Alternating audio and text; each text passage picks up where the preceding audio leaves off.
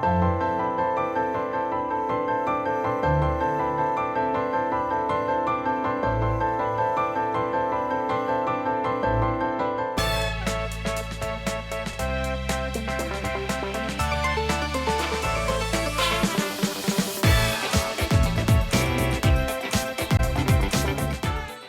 and welcome to Leaders of Tomorrow, India's only daily television platform for small businesses. Over the past 7 years, we've understood what matters most to you, the entrepreneur. And in year 8, we're taking head-on 2 of your most pressing concerns, that of funding and mentoring. I'm Sunanda Jayaseelan. On the show tonight, an exclusive freewheeling conversation with the founder-chairman of the Wadhwani Foundation, Romesh Wadhwani. In this interview, Chief Editor IP's Times Influence Mihir Bhatt spoke to him about the policies and regulations surrounding India's small businesses and asked him his views as far as government regulation is concerned for MSMEs and SMEs. Take a listen to part 1 of this interview.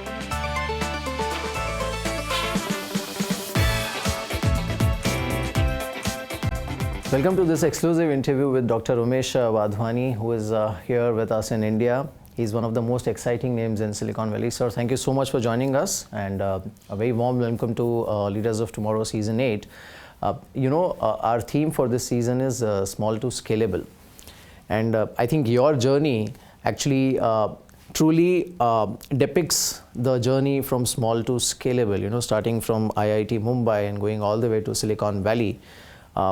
So first of all, your initial thoughts about this theme for Leaders of Tomorrow. I think it's a very exciting theme. I think it's great to showcase entrepreneurs who have very good ideas, very good business models, plans for how they're going to grow their companies, and by putting them in front of an audience of entrepreneurs and of judges who have done this before is a great way for them to learn, great way for them to compete, great way for them to build better companies, more successful companies. Mm-hmm. In fact, that's what we do, and I think somewhere that's at the cornerstone of our initiative Winning Pitch, where we are trying to solve, along with other issues, we are also trying to solve the issue of funding, because we believe in the current scenario, especially in India, that is one of the biggest challenges that an upcoming business or SMEs are facing. Your take on that? I think entrepreneurs in India face, particularly if they are non-technology entrepreneurs, they face a lot of challenges. It starts with just the support of their community, their family, their friends to want to be entrepreneurs, because obviously being an entrepreneur involves a certain degree of risk, and many Indians are not yet comfortable with the idea of taking risks. The second is having enough knowledge about how to go about starting a company, getting the talent, developing your product idea, taking it to market, building the whole operation of the company, and raising capital. So I think the experiences of all these different entrepreneurs that comes through in the Winning Pitch is going to benefit the whole entrepreneurial community. I think at one end it has the potential to inspire college students and other young people in India about the potential and opportunities in entrepreneurship without worrying as much about fear and risk, and more about opportunity and success. It then takes them on the journey of learning the how-to from their peers and from the judges, and hopefully it makes them better prepared to be very successful growth entrepreneurs. Right. Romesh, in fact, when it comes to India, now obviously the SMEs and MSMEs, the whole ecosystem, it's a very important component of the overall economy. They contribute almost 29% to economy. But somewhere, I think in terms of focus and in terms of a solution-driven approach from the government side or from the governance side, I think there are missing links in the overall approach about MSMEs and SMEs and the way we empower them, as a society, as an economy. How can this be fixed, or what are your thoughts? Because I know that you keep meeting the Prime Minister himself, and he has been closely following the progress of SMEs and MSMEs in India. So, what has figured and featured in your conversation with him? I think most of the policies that have been established over the last many years were not designed to support the growth of MSMEs. They were either designed to achieve certain policy objectives relative to large enterprise in India, or to take a one-size-fits-all approach to all MSMEs. Now, all MSMEs are not the same. So India has over 60 million businesses that you would call MSMEs, but almost all 60 million of them are truly micro-enterprises with an average of 1 to 2 employees each. At the other end of the spectrum, you've got big medium companies that may have 500 to 2,000 employees each, and somewhere in the middle are a whole bunch of small and medium companies or businesses that have between 50 and 250 employees. Now, if you take the growth opportunity, the largest growth opportunity in terms of job creation and economic impact in supporting the Prime Minister's objective of growing the economy from 3 trillion to 5 trillion, will really come from this center segment, the companies that are between 50 and 250 employees. So they need a particular set of policies to facilitate their growth. For example, today, if they want to borrow money from a bank, the quantities, the dollar amounts or the rupee amounts available to them are very small. They have to be collateralized with real estate or physical equipment, when we live in a time when most businesses have little need of real estate or heavy equipment. Instead, they have intellectual property. Instead, they have receivables. So the banking system here needs to wake up and needs to be supported by the government through policy or otherwise to make it possible to give loans to these middle of the MSME sector in a way that is friendly to them.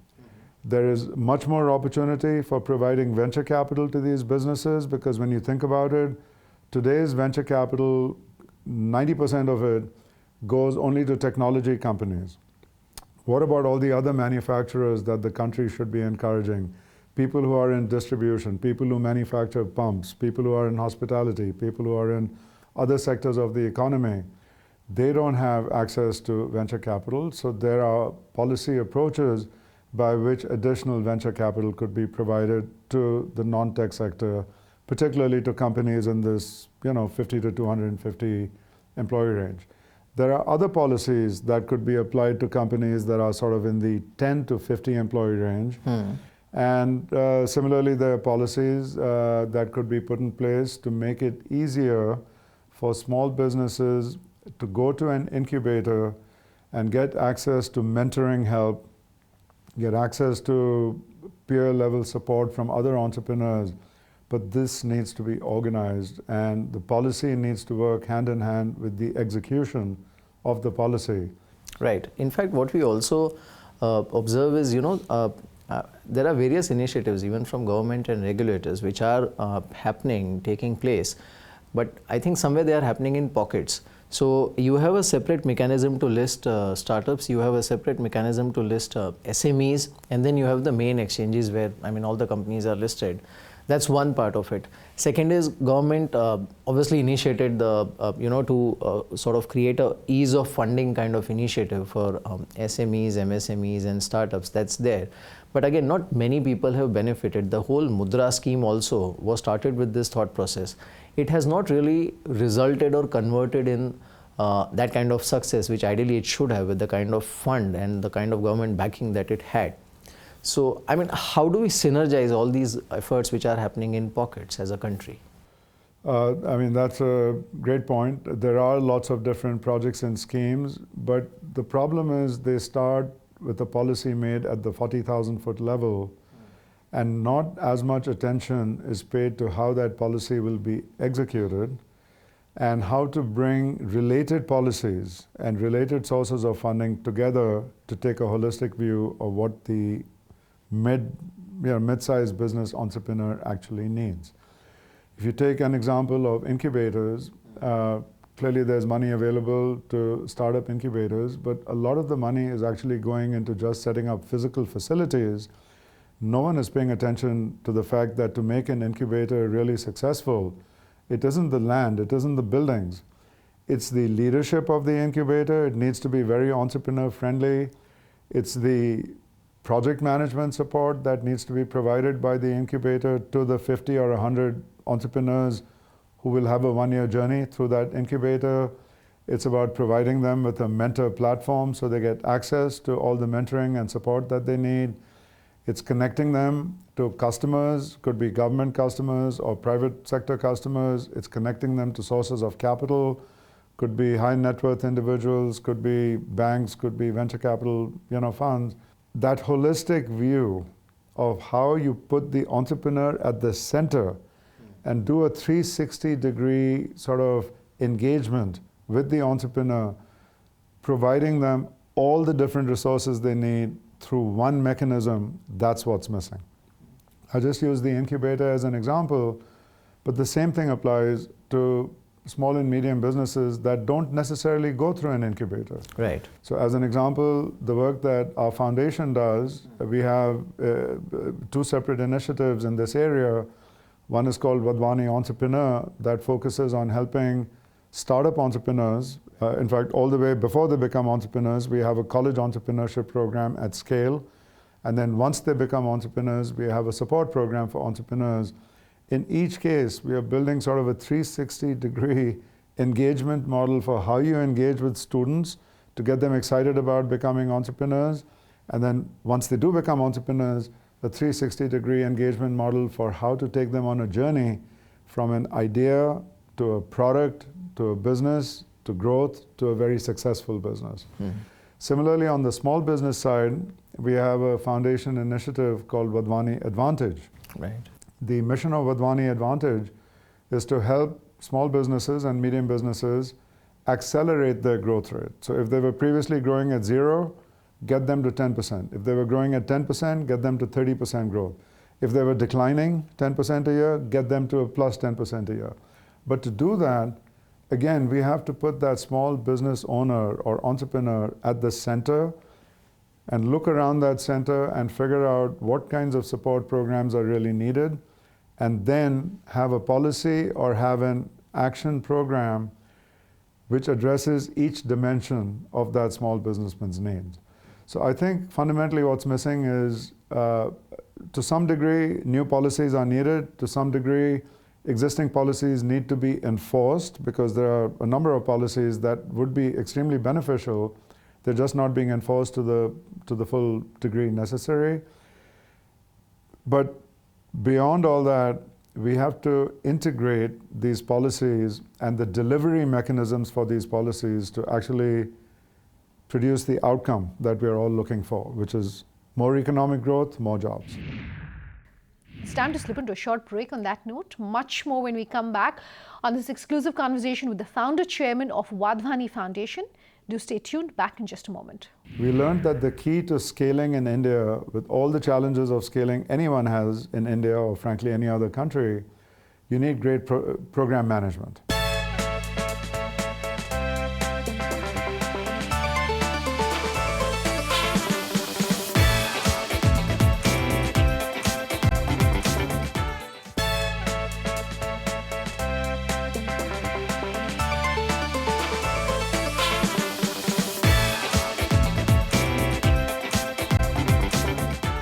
Welcome back. You're with us here on Leaders of Tomorrow. Tonight, our big speak is with the founder chairman of Wadhwani Foundation, Romesh Wadhwani.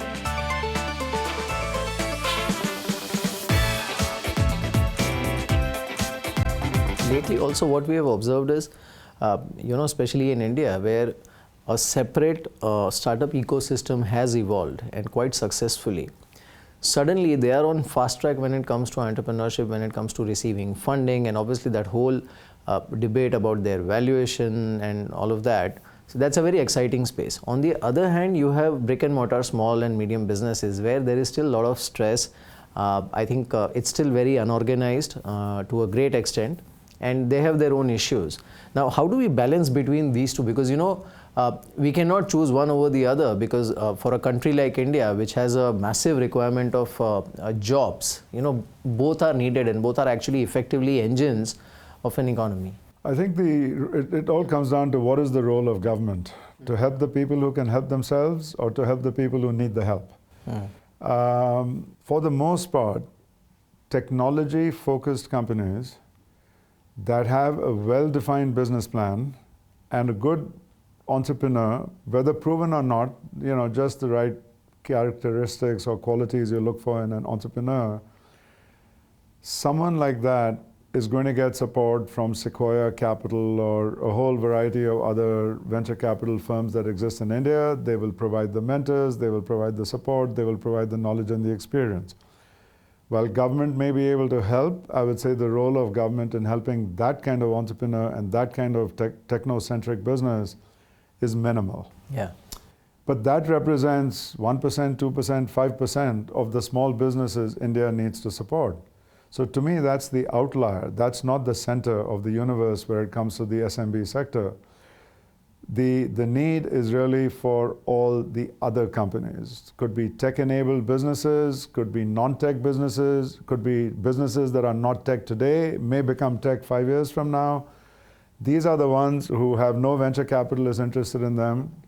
They have limited or no sources of debt financing. Very tough for them to recruit talent. Very tough for them to go find customers. Very tough for them to go find mentors.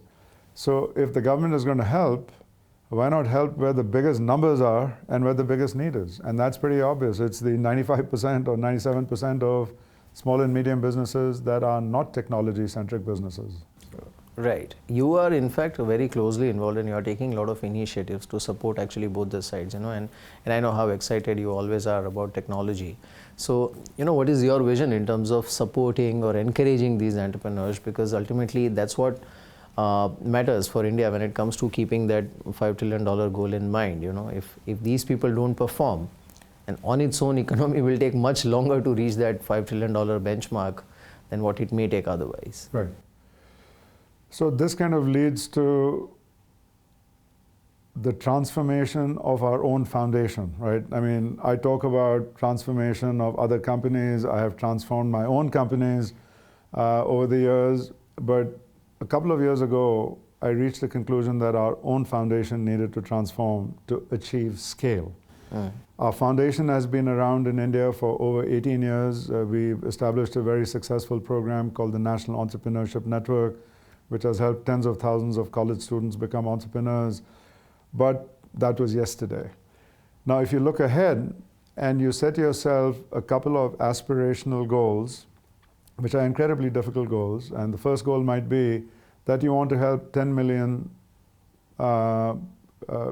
people, young adults, get jobs. You want to help 100,000 small businesses or entrepreneurs grow their businesses to help create these jobs.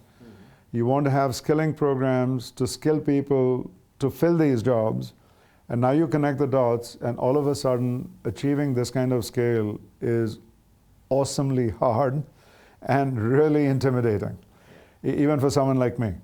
So 2 years ago, when I thought that we had done a lot of work in 18 years, but now it was time to scale up by a factor of 100, these challenges came to the table. So I worked with our team. We actually strengthened our own team. We brought in a whole new additional set of leaders to help achieve this kind of scale. We set up these 3 very large-scale initiatives. Wadhwani Entrepreneur to help startup entrepreneurs, Wadhwani Advantage to help small businesses, and Wadhwani Opportunity to help skill tens of millions of young adults in high schools and in vocational training institutes and ITIs. But the execution of these programs is really massively complicated. So I'll give you an example. In the Advantage program, which is our newest program, we only launched this program 1 year ago. In 2019, we did a pilot program with 100 small businesses. So we went from 0 to 100. We produced 600 jobs, obviously a tiny, tiny, tiny fraction of 10 million. But we learned 4 things. We learned that the key to scaling in India, with all the challenges of scaling anyone has in India or frankly any other country, you need great program management. So we're building out a core competence in program management. The second is that you need a great technology platform. You cannot run at the scale of 100,000 companies with human intervention for every single thing you do. So increasingly, we are taking all the knowledge we are gaining in helping the small businessmen or in helping startup entrepreneurs, creating a huge amount of knowledge and beginning to use artificial intelligence to apply this knowledge to make it available to an increasingly larger and larger number of small businessmen and entrepreneurs. The third thing that you need are really good partnerships, because no one can do this alone. In the end, we are just one foundation. We may have large aspirations, but the execution requires us to work very closely with the central government, with state governments, with different cities that we are in. And the fourth is that we've had to adapt our geographic execution model. We were previously thinking about it as state by state, with the state at the center. We are now thinking about it city by city for the top 100 cities, with the state being representative of the cities that we are focused on. Now, when we say we're going to focus on 100 cities, it does not mean we'll be just within the little metropolitan boundary. It's the entire hinterland or the entire region around the city. But the reason is because that's where the new jobs are largely going to be. That's where a lot of the migration is going to be happening and is happening from rural to urban. And that's where we can bring all the resources with maximum impact. Now, that does not mean that we don't want to support the rural side of the Indian economy, because it is so large in terms of number of people, even though it's only about 15% of the GDP. But you can only do one thing at a time. So for the next 3 years, our focus is more on the urban side than the rural side. But during the same 3 years, we intend to incubate new ideas for helping businesses in rural areas think about how to achieve scale. So on the one side, rapid rollout of a scale program in a large number of cities. On the other side, incubation of ideas for how we can help the rural sector as well. That's all for part one. In part two of this exclusive conversation, Mihir has spoken to Romesh Wadhwani about his views on what it's going to take for that $5 trillion economic target that's been set by the government, and for the economy to be able to achieve that, and what small businesses need to do towards that target. Thanks for watching. Have a good night. I have a simple belief that a company that does not keep innovating is ultimately dead, even if they don't know that they're going to be dead sometime in the future. Because you can never anticipate when you're going to be disrupted, right? Everyone's being disrupted.